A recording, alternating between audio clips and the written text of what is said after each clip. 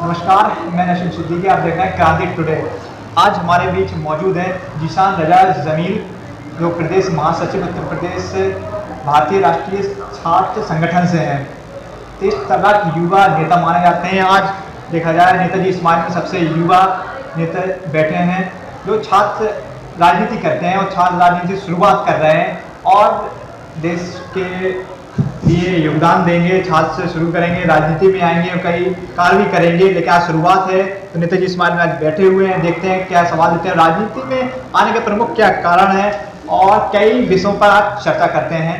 तो जीशान जी, पहले तो हमारे सबसे बड़े बुंदेलखंड के नेताजी स्मारक में आपका बहुत बहुत स्वागत है। बहुत बहुत शुक्रिया, आभार आपका नेताजी स्मारक में बुलाने के लिए नसीम भाई। जिस तरह आप छात्र संगठन में जुड़े हुए हैं, तो इस समय अगर देखा जाए किसान एक बड़ा मुद्दा बना हुआ है। किसानों लेकिन लगभग 40 दिन से ऊपर हो गए हैं। आज किसान दिल्ली के बॉर्डर में जमा हुआ है, सरकार सुन नहीं रही।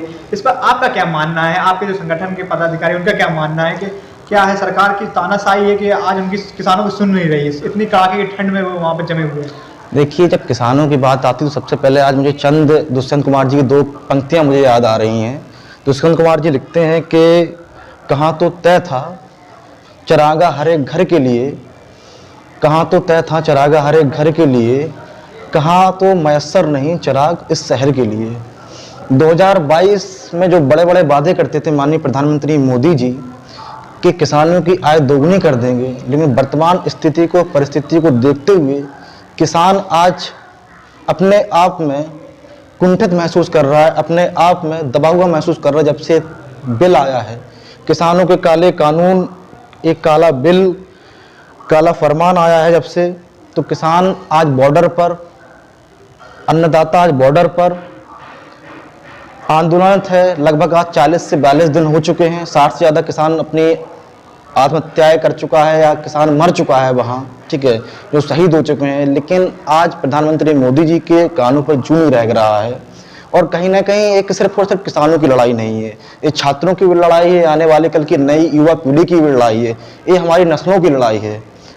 सरकार जो बिल वापस जो कानून बनाए हैं तो वापस क्यों नहीं ले रही है? किसान कह रहा है हमें इससे कोई लाभ नहीं है, लेकिन सरकार कह रही है इससे आपको लाभ है। सीधी बात, जब भारतीय जनता पार्टी की सरकार सत्ता में केंद्रित हुई, सत्ता में आई थी, तो वन पेंशन वन कमीशन के नाते जो कमीशन उनको बिचौलियों से मिलता है, अंबानी अडानी से मिलता है, तो अंबानी अडानी के लिए उन्होंने बिचौलियों के लिए ये बिल लाए, कहीं ना कहीं इससे उद्योगपतियों को फायदा हो।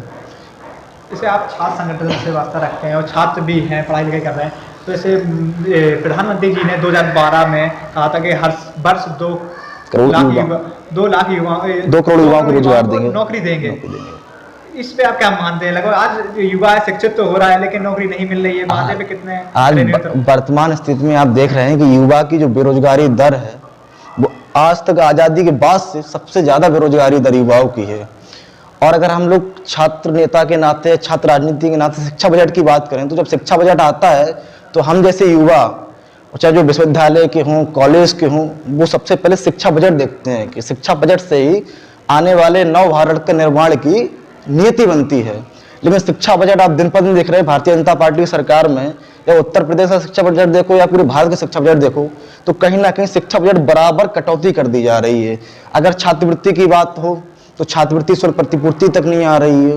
बुंदेलखंड की अगर हम बात करें, बुंदेलखंड सबसे अति पिछड़ा क्षेत्र है। बुंदेलखंड के अति पिछड़ा क्षेत्र के नाते पूरे बुंदेलखंड में सिर्फ और सिर्फ एकमात्र विश्वविद्यालय है जिसका नाम बुंदेलखंड विश्वविद्यालय हो।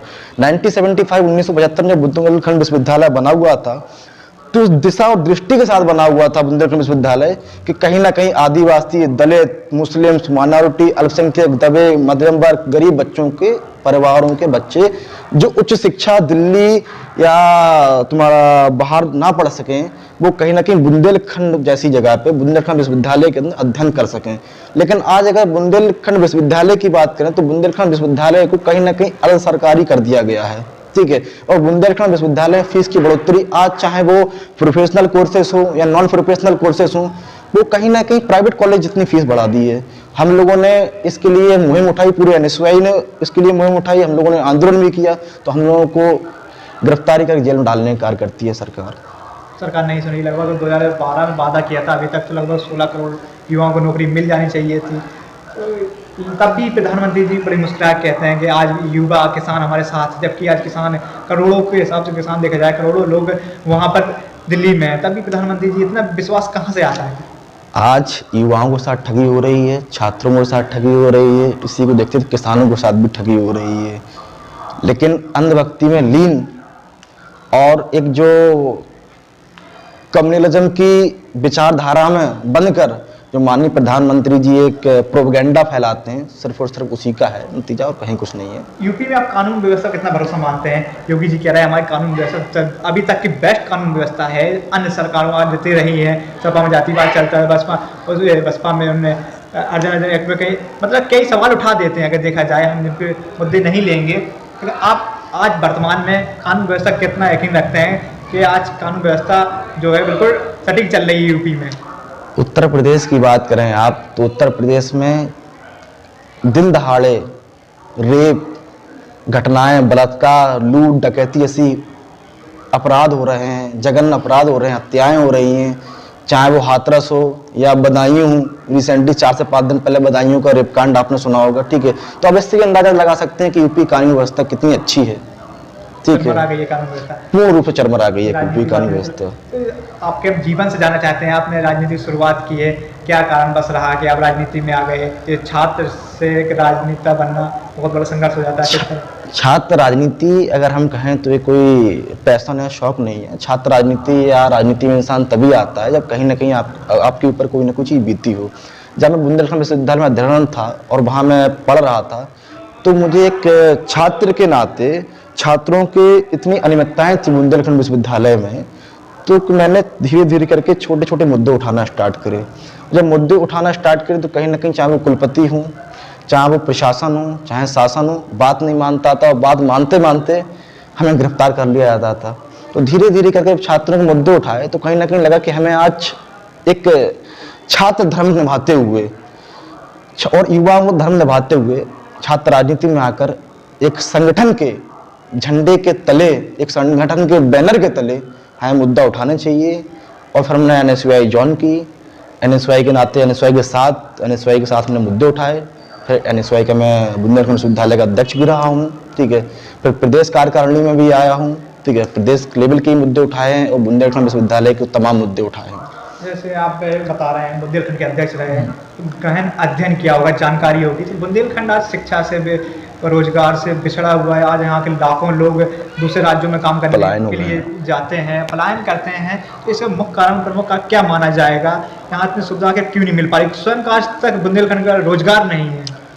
देखिए, बुंदेलखंड में सबसे पहले तो पूरे, अगर आप उत्तर प्रदेश की बात करें, बुंदेलखंड सबसे अति पिछड़ा क्षेत्र माना जाता है। उसके साथ साथ सूखे की मार, और बुंदेलखंड में कम से कम 80% लोग किसानी पर आधारित हैं, ठीक है। आज आपने देखा होगा कलेक्टर का बेटा कलेक्टर बनना चाहता है, डॉक्टर का बेटा डॉक्टर बनना चाहता है, इंजीनियर का बेटा इंजीनियर बनना, लेकिन फार्मर का बेटा कोई फार्मर बनना नहीं चाहता है। और फार्मर कभी भी अपने बेटे को फार्मर बनाना नहीं चाहता है, क्योंकि उसको पता है कि मैं दिन रात मेहनत करके, हैंड मास पूरे लगा के, अपने जतन करके जब मैं अपनी फसल लेकर मंडियों में जाऊँगा, मंडियों के औने पौने दाम मिलेंगे और कहीं ना कहीं वही किसानों की आत्महत्या के कारण गले का फंदा बनता है। उसके साथ साथ सबसे ज़्यादा अगर बेरोजगारी की बुंदेलखंड में बात करें तो उद्योग कहाँ है बुंदेलखंड में?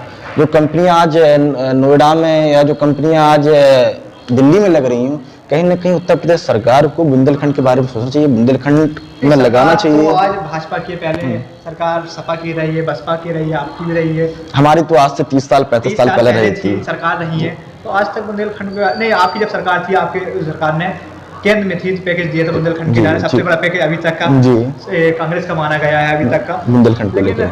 बुंदेलखंड का स्वयं का रोजगार नहीं मिल पाया है। कहीं ना कहीं विपक्षी और भी पार्टी है, वो भी जिम्मेदार। बिल्कुल बिल्कुल। बुंदेलखंड में जब तक अगर रोजगार का सृजन तब तक नहीं मिलेगा बुंदेलखंड में, जब तक बुंदेलखंड में उद्योग नहीं लगेगा।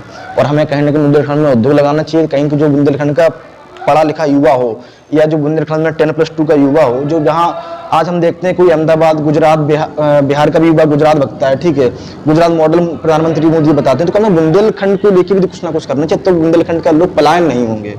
बुंदेलखंड का जो युवा या जो छात्र आज बाहर जाते हैं 20,000 रुपये में या 25,000 रुपये में, कम बुंदेलखंड में ही मिलेगा।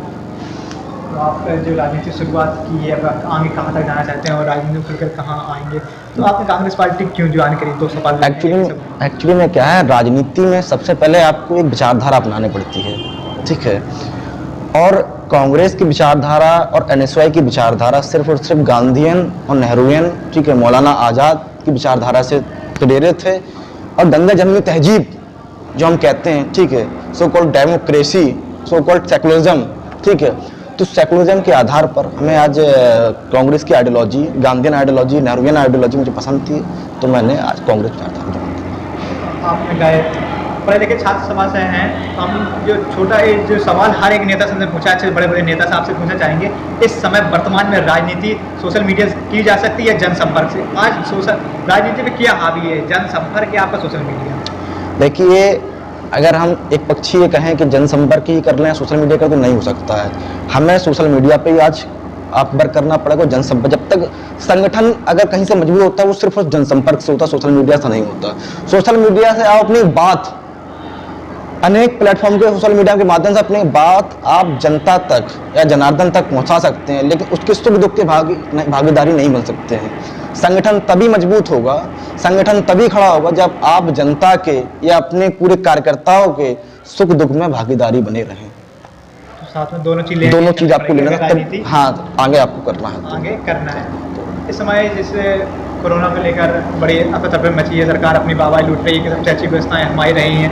इस वैक्सीन भी आ गई है, अखिलेश यादव जी का बयान आ रहा है कि हम वैक्सीन लगाई, भाजपा की वैक्सीन है। इस बयान को आप किस नजरिए से देखते हैं? देखिए, एक्चुअली में सीन क्या है, भारतीय जनता पार्टी और माननीय प्रधानमंत्री मोदी जी जनता के अंदर कोविड की वैक्सीन को लेके, ठीक है, अपनी सत्यता स्पष्ट नहीं कर पाए हैं, ठीक है, या उनके अंदर जो एक मन के अंदर एक जो ट्रस्ट होता है ना, सच्चाई या ट्रस्ट, वो कहीं ना कहीं उनके अंदर नहीं रख पाए हैं। तो जनता जो है वैक्सीन को लेके बड़ा अलहदासी महसूस कर रही है। और आप देख रहे हैं कि वैक्सीन 3 लोगों को लगी और वेंटिलेटर पर उनकी मौत हो गई है, ठीक है। और वैक्सीनेशन का परीक्षण कैसा हुआ, क्या हुआ, वो कहाँ है? वो वैक्सीन आ गई, आदमी लगा देगा, इससे क्या मतलब? ये बताइए, हवाबाजी साबित हो रही पूरी वैक्सीन की। और कोविड में अगर माननीय प्रधानमंत्री मोदी जी कहें कि हमारा सबसे अच्छा काल रहा है, ठीक है, आप विश्व बैंक से चंदा लेकर 30 करोड़ का पैकेज देते हैं और ना वो छात्रों को पैकेज मिला, 30,000 करोड़ का पैकेज देते हैं, ना वो छात्रों को पैकेज मिला, ना युवाओं को पैकेज मिला, कहाँ गया पैकेज? ये बताओ। अकाउंटेबिलिटी नाम की कोई चीज है?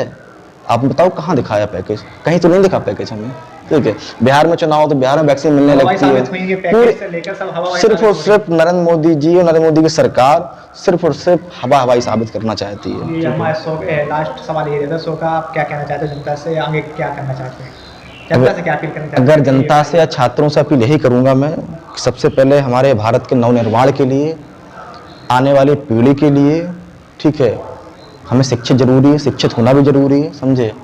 और सबसे ज़्यादा शिक्षा में भागीदारी करें।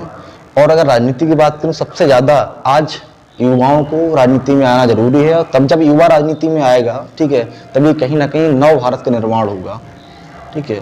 और युवाओं के अंदर एक अलाक होती है, एक जोश होती है, युवा हुंकार होती है। आज़ादी के पहले भी, आज़ादी के बाद भी अगर किसी ने बदलाव की बयार जलाई है तो सिर्फ और सिर्फ युवा होता है। युवा को अगर हम उल्टा करके देखें तो वायु होती है। वायु को ना किसी को भी रोका है, ना कभी रोक सकता है, ना कभी वायु रुकेगी। तो आज हमारे बीच मौजूद थे जिशान रजा जमील। कई बड़ी बातें कही हैं, छात्र नेता हैं, बड़े नेता हैं, प्रदेश स्तर के नेता हैं। बने रहिए हमारे साथ, देखते रहिए क्रांति टुडे और हमारा सबसे खास शो नेताजी।